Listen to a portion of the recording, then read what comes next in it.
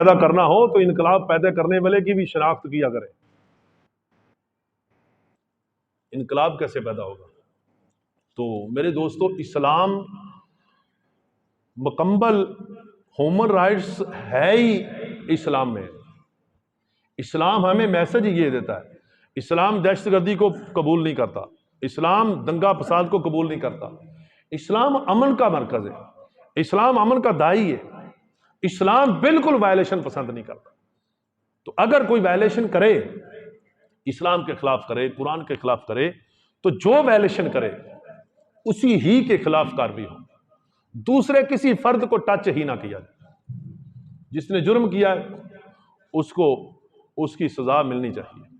اور اس کا مطلب یہ بھی نہیں ہے کہ اب ایک کرسچن نے قرآن پاک کی توہین کی ہے تو دنیا کے تمام کرسچن کو سزا دے دیں. یہ بھی ٹھیک نہیں ہے.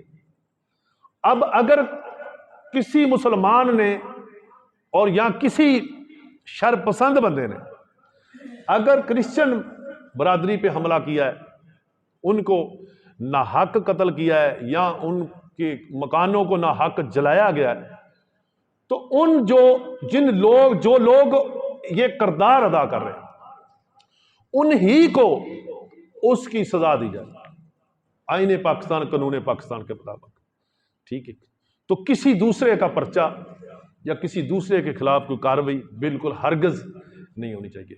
لیکن اس کا مطلب یہ بھی نہیں ہے کہ جو قرآن جس نے شہید کیا اسے تو ہماری گورنمنٹ یا ہمارے ادارے تحفظ دیں اور اسے کسی قانون کا سامنا بھی نہ کرنا پڑے، اور وہ آسیہ ملعونہ کی طرح عمران خان نے اسے دادا صاحب کے دروازے کے آگے بم دھماکہ کرایا اور اسے ٹکٹ دیا تو اسے باہر بھیجا، اور جو پاکستان میں جنہوں نے وائلیشن کی ان کو سزائیں وہ جیلوں میں. ٹھیک ہے. ایسا بھی نہیں ہے کہ جس نے قرآن کو شہید کیا اسے تو باہر بھیج دیں، اور جن لوگوں نے یہ غلط، ہم اس کی مذمت کرتے ہیں، جس نے چرچ کو آگ لگائی یا جو کچھ بھی کیا، یہ ٹھیک نہیں ہے. تو ان کو سزا ملے. ٹھیک ہے. ان کے ساتھ کسی اوروں کو بھی سزا ملے، یہ اچھی بات ہے. اسلام بالکل جو جرم کرتا ہے اس کو اس کی سزا ملے، اور جس کا جرم نہیں ہے اسے ہرگز کے لیے ٹچ یا تکلیف نہ پہنچائی جائے. تو اس لیے یہ جڑاں والا جو واقعہ جو بھی ہوا، میں اس سے زیادہ تر واقف نہیں. جس نے قرآن پاک کو شہید کیا اس پہ لعنت، ہزاروں لعنت. اور ہم گورنمنٹ سے مطالبہ کرتے ہیں کہ جس نے قرآن کی توہین کی اس کو اور جو بھی اس میں ملوث ہے اس کو سزا دی جائے قانون کے مطابق. اور جن لوگوں نے اس آڑ میں کسی دوسرے لوگوں کو نقصان پہنچایا ان کو بھی قانون کے مطابق سزا ملنی چاہیے.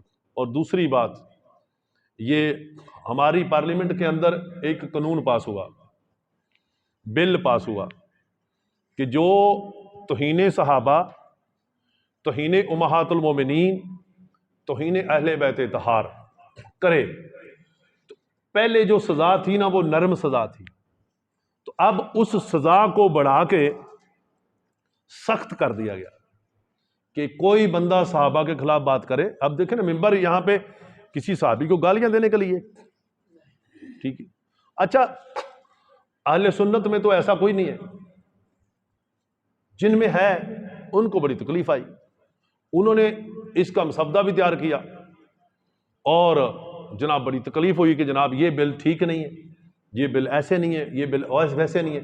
اچھا، جو قرآن جو توہین رسالت کے متعلق ایک شق ہے 295C، ہمارے جو یہ میڈیا ٹاکر یہ بھی آیا روز اس کی بات کرتے، دیکھیں جی یہ ایسے ہے، یہ ویسے ہے، اس کا نجائز استعمال ہوتا ہے. بھئی نجائز استعمال کیوں ہو جب انویسٹیگیشن کرنے والے ٹھیک ہوں. جس نے جرم کیا اس کی انویسٹیگیشن صحیح کی جائے، اسے سزا ملے. اور جب صحیح انویسٹیگیشن ہو کے سزا ملے گی تو پھر کس کو تکلیف ہے؟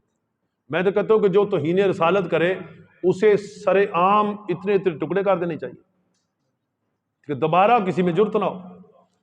تو سب سے بڑی جو یہ بات ہے کہ ہماری قومی اسمبلی سے بھی بل پاس ہو گیا توہین صحابہ. توہین امہات المومنین اور توہین اولیاء اہل بیت پاک، امام حسن پاک اور امام حسین پاک، سیدہ کائنات، مولا مشکل کشا، ابو بکر صدیق، عمر فاروق، عثمان غنی، مولا علی، حضرت امیر معاویہ، تمام صحابہ اکرام، تمام نبی کی ازواج پاک، ان کی عزت کے تحفظ کے لیے قانون بنایا گیا۔ آپ بتائیں مجھے ہاتھ کھڑے کر کے، آپ کو اس قانون کے ساتھ کوئی تکلیف ہے؟ کوئی مسئلہ ہے؟ ہمیں تو کوئی مسئلہ نہیں ہے۔ قانون پارلیمنٹ سے پاس ہو گیا، قانون سینٹ سے پاس ہو گیا، اور جو ہمارے صدر ہے اس کو کیا تکلیف ہے جی؟ صدر پاکستان پہ جو بیٹھنے والا بندہ ہے، اس کی کرسی پہ، اسے کیا تکلیف ہے؟ وہ توہین کرانا چاہتا ہے۔ تسی اور خاموش ہو گئے۔ جو پاکستان کی صدارت کی کرسی پہ بندہ بیٹھا ہے، وہ اس بل کو ریجیکٹ کر رہا ہے، وہ کر دیا ریجیکٹ۔ اور ریجیکٹ کب کیا؟ جب یہ پچھلی جو اسمبلی اس کی مدت پوری ہوگی، اس نے بل کو کینسل کر دیا۔ اب یہ بھی تو ہمارا حق ہے، رائٹ ہے جی، یہ ہیومن رائٹس میں نہیں آتا کہ صحابہ اہل بیت اطہار امہات المومنین اولیاء کامل، یہ داتا صاحب کو عرس آ رہا ہے، لاہور میں پمفلٹ تقسیم کیے جائیں گے، داتا اللہ ہی ہے، داتا اللہ ہی ہے، داتا اللہ۔ مجھے بتائیں اللہ کا کہاں نام لکھا داتا؟ لکھا ہے؟ اللہ کا ذاتی نام کہاں لکھا داتا؟ لکھا کہیں؟ ہم کسی بندے کا صرف نام اللہ لکھتے ہیں؟ نہیں لکھتے ہیں۔ تو اس لیے داتا کا مطلب کیا ہے؟ ایک ذات، ایک صفات۔ عثمان غنی کو عثمان غنی نہیں کہتے،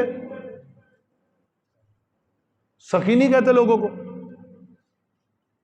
تو سخی کہنا پھر یہ سخی، یہ تو اللہ کی صفات ہے، غنی بھی اللہ کی صفات ہے۔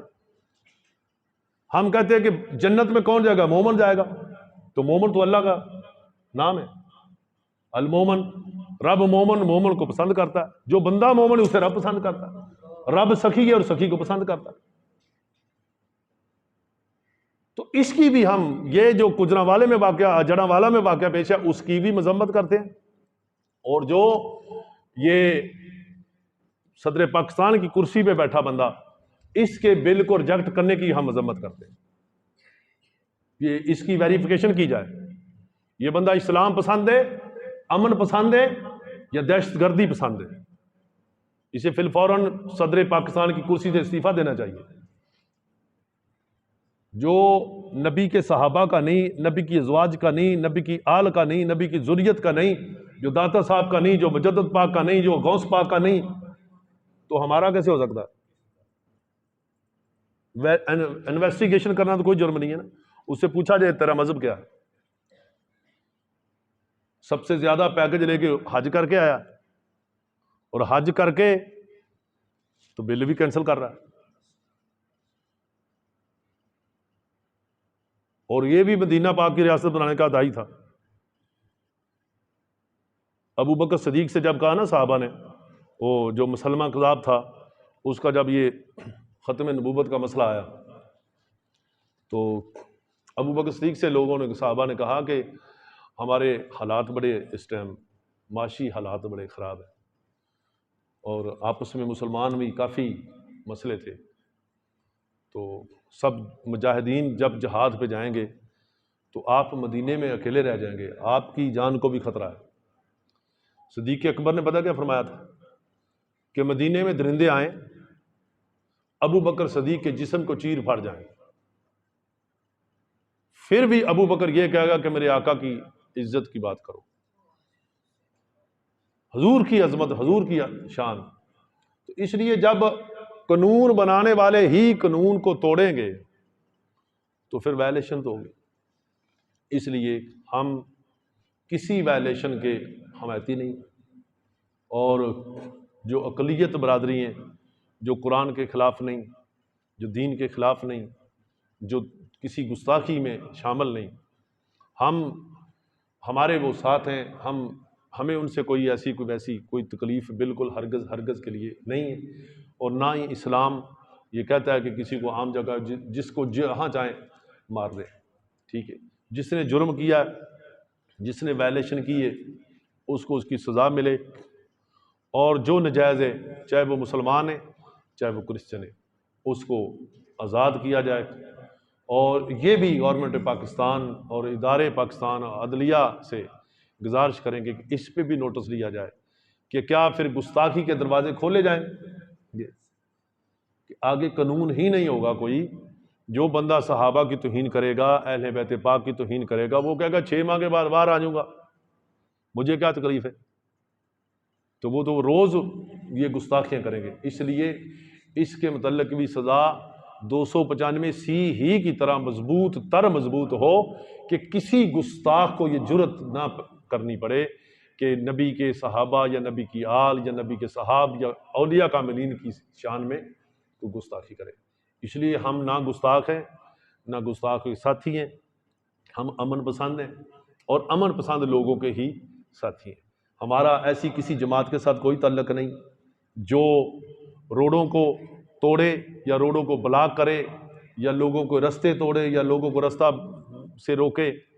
ہمارا اس جماعت سے تعلق ہے کہ جس کا ویژن، جس کا مشن ہی یہ ہے کہ لوگوں کو دین کی طرف بھٹکے ہوئے ہاں کو پھر سوہے حرم لے چل۔